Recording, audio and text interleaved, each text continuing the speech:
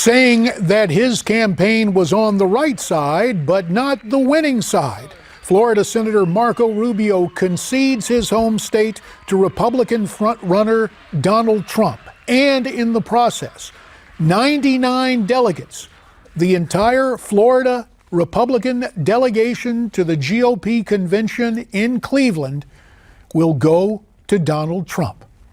Here at the anchor desk, I'm joined by South Florida political activist Raul Mas. Raul, as we listened to Marco Rubio's words, a fair amount of empathy. I have been in that situation, albeit not for the presidency, but in conceding to the 2008 nominee in a Senate race, a Republican race in Arizona. And it was interesting because Marco struck a note of reconciliation and yet differentiation. After being very magnanimous to Donald Trump, he continued to talk about those who prey upon fear. Sure. Listen, I think you said it right. I mean, he started off in a very magnanimous fashion, then became somewhat disjointed. And to a certain extent, I think that is sort of illustrative of what we're seeing in this whole election cycle, right? I mean, you've had Donald Trump come around and basically just turn the apple cart over, right? And as someone much wiser than both of us, Huckabee reminded us last Saturday, ideology in this election and this primary has basically been thrown out the window. So all of this traditional sort of conservative dogma about small government, preserving our rights, I mean, all this stuff doesn't matter right now because people are angry because of the economic situation and the failure to move this country forward.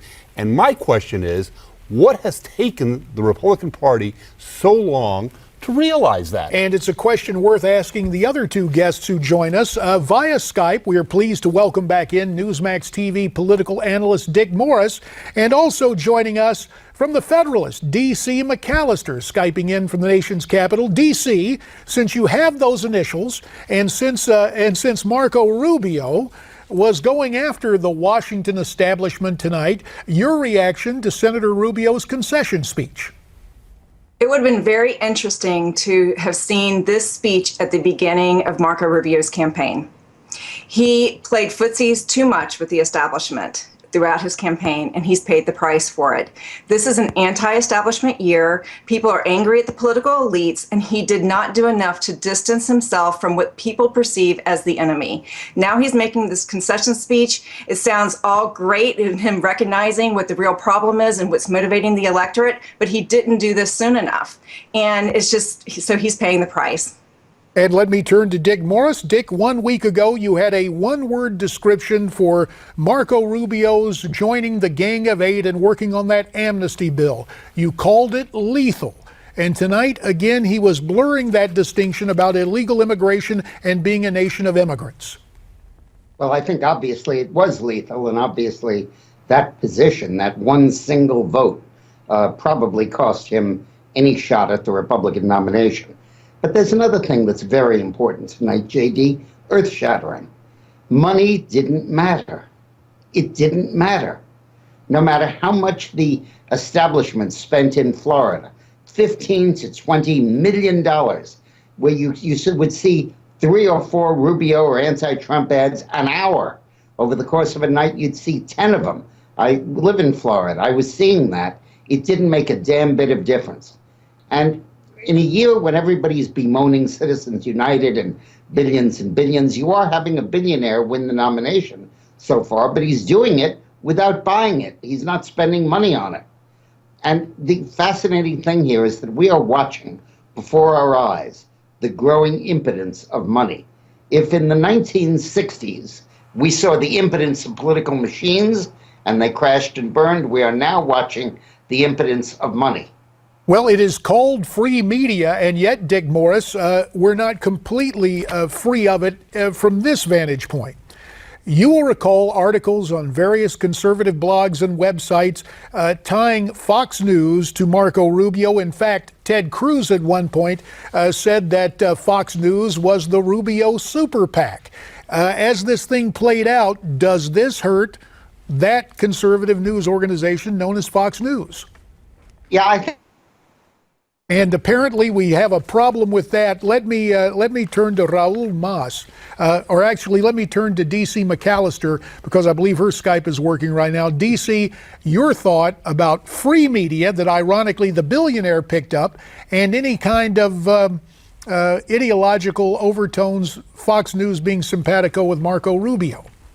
Well, I think anything that's perceived as establishment, as being status quo, as supporting just Washington as it is and the donor class, anything perceived in that light is going to have a dark turn go against it. I mean, the people are just not convinced by the media in that situation. They're not convinced of the politicians who want just the status quo. I mean, this is an electorate that's motivated by emotion. And Dick was right. It's money takes no hold, because the potency here is the emotion. People are angry. They're dissatisfied. And the exit poll shows that people were very angry. And the people who are the most angry went for Donald Trump. Those who were dissatisfied went for Ted Cruz and Ohio for Kasich. But they are just very angry about what politicians have not done in pushing back against the leftist agenda that Barack Obama has been forcing down the throats of the American people for the last 7 years. And, you know, any kind of news organization that has facilitated that kind of media, that kind of political establishment hold on the American electorate is just going to take a hit, I'm afraid.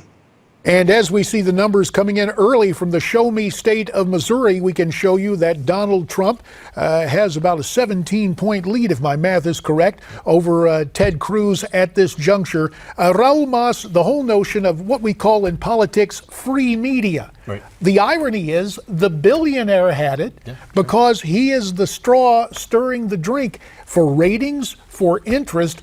Donald Trump is, as a first-time candidate, a political phenomenon. Yeah, listen, I mean, there's no question that the media sort of built him up. I mean, filled his balloon with a lot of helium, as one of our friends said last Saturday, whereas they didn't do the same filling of the helium for other candidates.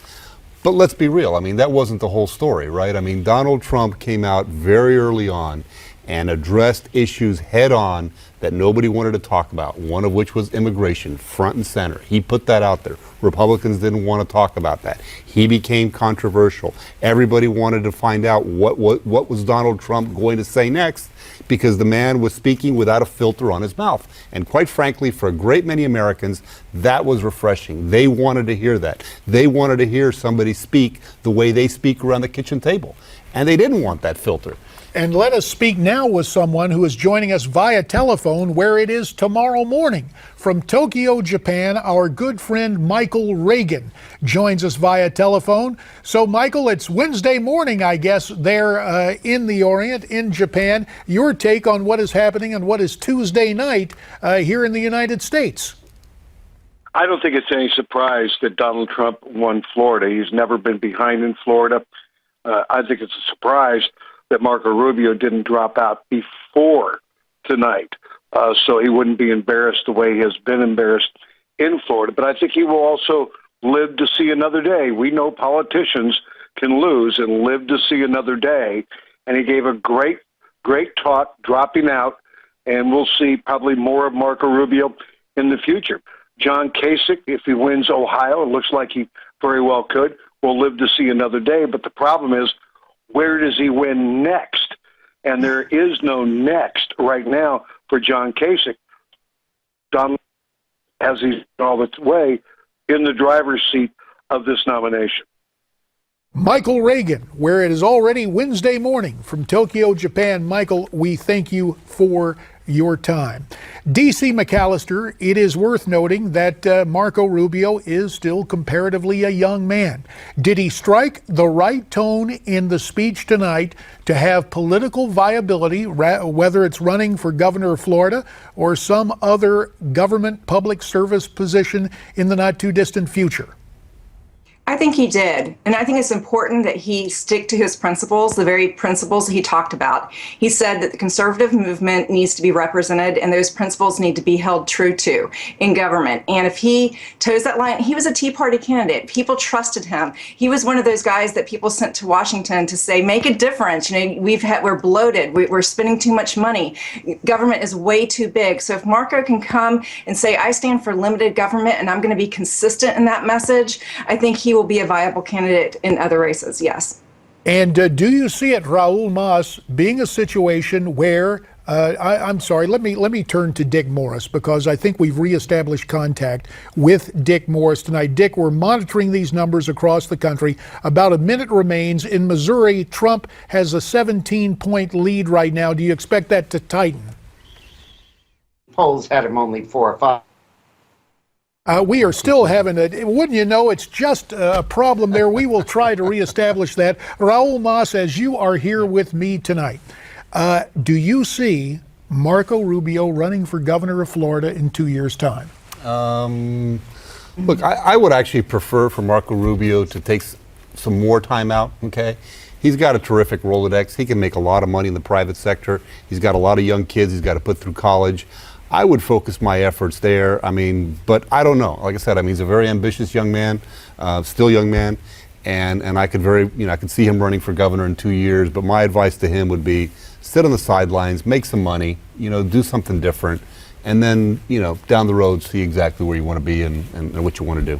All right, what we want to do tonight is continue to bring you coverage from these 5 states. Again, to repeat, Donald Trump has won all 99 Republican delegates in the Sunshine State of Florida. And on the Democrat side, Hillary Clinton prevailed by a better than 2-to-1 margin over Bernie Sanders. You see the numbers right there? Okay, maybe not quite 2 to, but you know what I'm saying. It's a substantial win for Hillary Clinton.